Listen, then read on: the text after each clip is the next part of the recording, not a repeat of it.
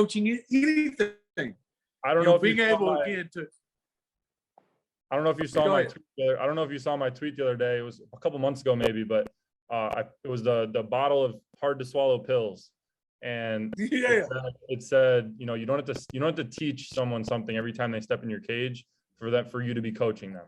And I'm the same way, and I think I kind of learned that from you and a couple other guys actually, that like when I first started, I was a very like, hey, like they hit them bad. Oh, Yep. keep your elbow up, keep your head Yep. in. And then Well, I that's realized just what and I was that way too. That's that's what how I you was equate to coached. coaching. Yeah, and I realized like, man, like number one, what would I have done as a player? And I did not like when my coach would tell me every single thing I did wrong. And then there's even more to it. Like you crush one, you know, into the top left corner of the cage, and your coach tells you took your head out. It's like, man, I just crushed that ball, so it didn't really matter what I did. So I kind of took that approach into my lessons and my cage environment. And like I told the parents disclaimer when I first started working with a kid, and it's like, hey, we're gonna do this weird stuff. I'm gonna have you swing a weighted bat, I'm gonna have you swing a light bat, and I'm gonna have you swing a really long bat, and then I'm gonna have you swing a bat that has a bunch of pennies on it, and then I'm gonna have you do this and this and this.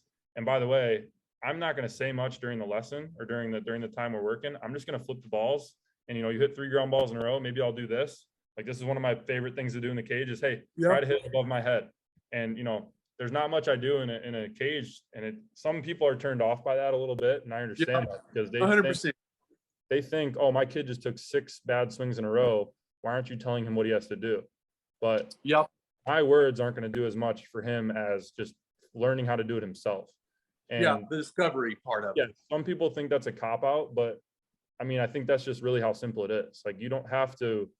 Me telling a kid to keep his head in. Number one, he's not pulling his head. He's just a little early because I mix it up on him. Yeah, we don't even know if that's the thing.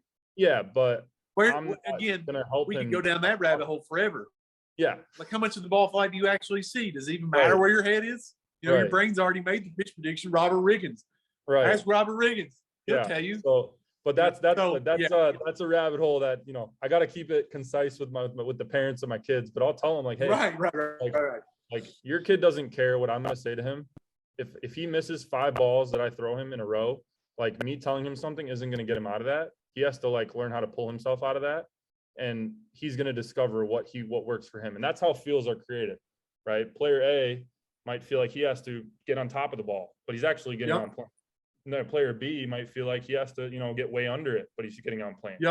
Same thing, but they're just doing it in different ways. And me saying it's something might not, you know, I might tell a kid to get on top, but that's not how he thinks, right? So he has to think something else. And it's kind of cool to see each kid have different cues. And like I have a group of 5, and I'll tell each 5 of them a different thing. And some of them look at each other like, why are you telling him that? And why are you telling him that? But it's because they're all different. They're all different. Usually my go-to in that scenario is, hey man, try something different. Do something different.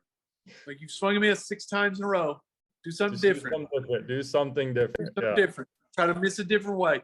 I heard, I don't know if you ever watched the Haney. I love golf. Like I love golf. I love golf teachers. I love golf instructors. Avid golfer. I just love where the game of golf is. I always love talking to innovative golf people. Remember the Haney project when Haney took Barkley and Haney took Barkley. There were a couple of episodes of the seasons of the Haney project. Anyway, that was one thing he always said is like, if you do this, then just try to miss in a different way. Like, don't miss like that. Just miss differently.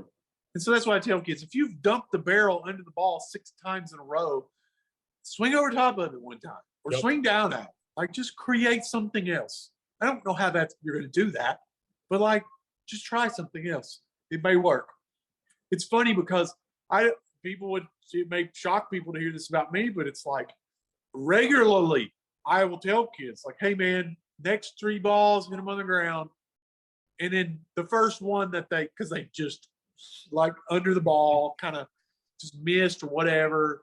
The barrels they've hit have been too high. And it's like, hey man, try to hit one on the ground. And they'll just hit this squared up rocket. Yep. You know, I've seen the same thing. 20 degrees. And it's like, that was better. That wasn't down at all.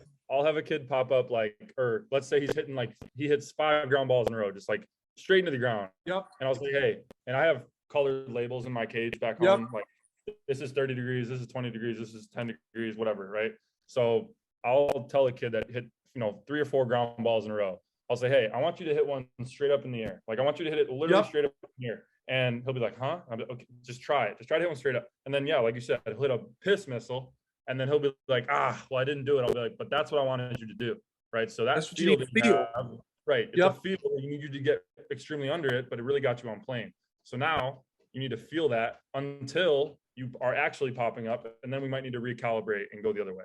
And I have a kid that is a freshman right now at the school I actually went to, where he was pretty much the definition of that. He would pop up and I tell him, hey, hit a piss missile at the shortstop. And he'd hit a ground ball, or he'd hit a perfect line, and he would start hitting ground balls and he'd tilt it back the other way. And it's like we're on the highway and we have no control over our car. We're he's cranking it back and forth in the middle. But it works and he knows that.